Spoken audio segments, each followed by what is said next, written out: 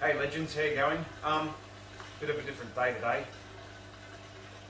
I don't know if you can read that. We've got a power outage from Ergon today, so I've got my lamp, the slip, and we're ready to go.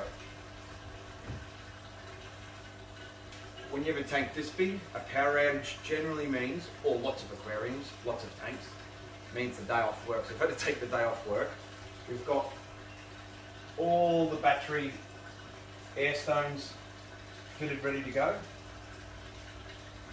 To aerate his tank once the power goes out. I'll take you for a bit of a cruise around to what I've done.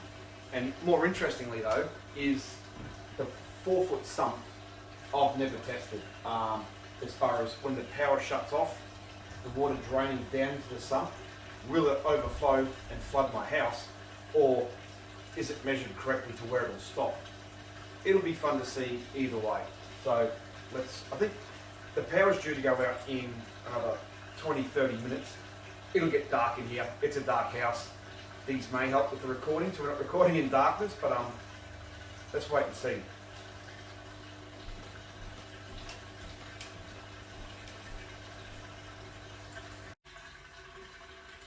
Guys, sorry it had to go this way. This is going to be a bit rough, but the power's just gone out. So that was unexpected. It was a little bit earlier. And so now I'm going to try and light up. The idea is that sump is going to drain at the top of the tank there, flow down into the sump here, and you can see the water will be rising quite quickly. You can see it from that white mark that's been made in the tank.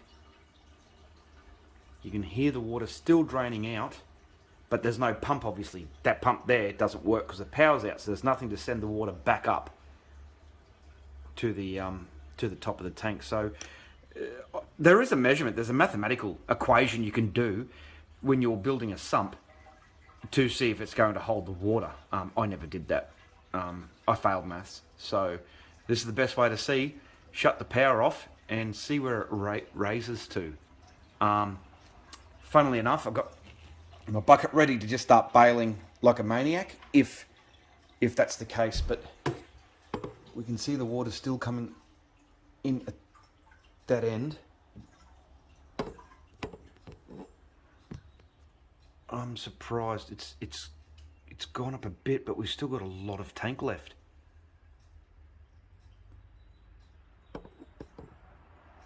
Surely that can't be it. That was better than I expected.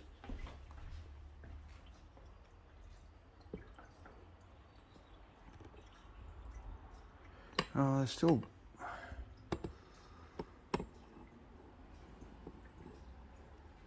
still plenty of water to go.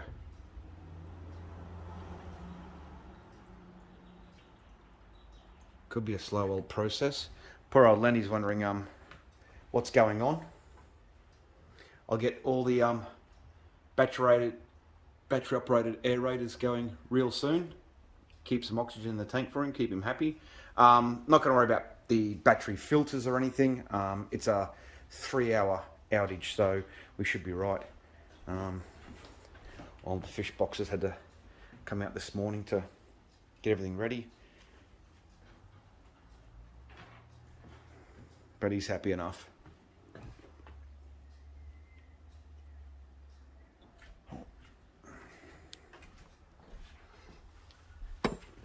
I'll have another look at the water level.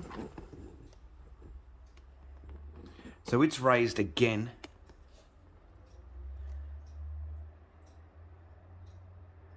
But we're safe as houses.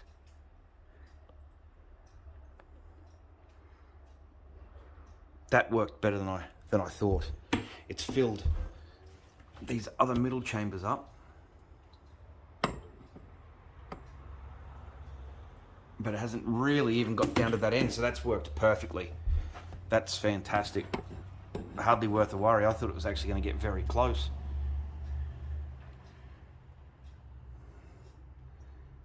Brilliant. It dumped a lot at the start, so it's raised. Like, that's 4 inches above the white line where the water sat at the power outage. But I'm I'm safe as houses there. Always something to consider when you're building a sump.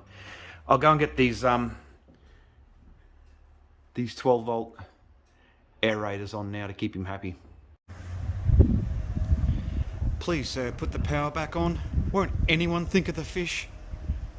Think of the fish!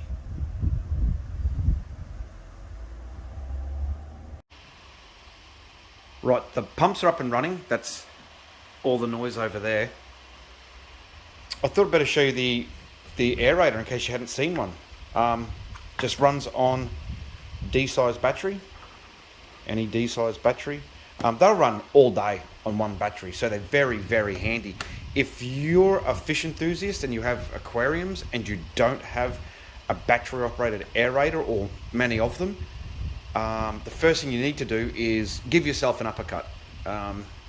Once you've recovered from that uppercut, get down to your local pet shop, but your boating and camping and fishing stores also have these, and you'll generally find they're a bit of a cheaper price. Just get them wherever you can find them cheaper. They're much of a muchness. The D-size battery, straight in, put the cover on. This has to obviously stay out of the water, and you just drip your little air stone in, and that aerates your tank. So we'll get this fellow in. That's the last one. That should make 6 then. 6 is a good number for this tank. You can hear them all plugging away.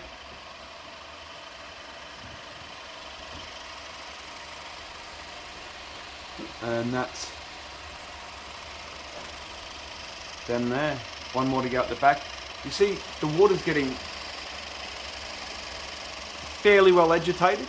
Not as much, obviously, if the power's on, but more than enough to keep Lenny alive for a few hours. I hope you appreciate that, Lenny. I had to take the day off work, buddy. Can't pay the rent now because of you. He looks happy.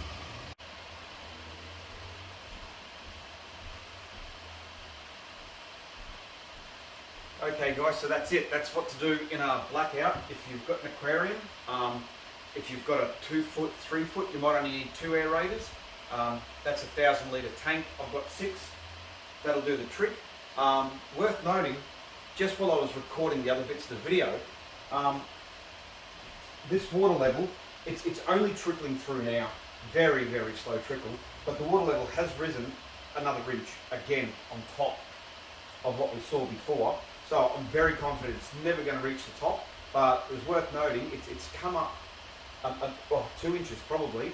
But now it's just dripping. So we're safe as houses, which is good news for Lenny. Thanks for watching. I hope it all helped. See you, legends.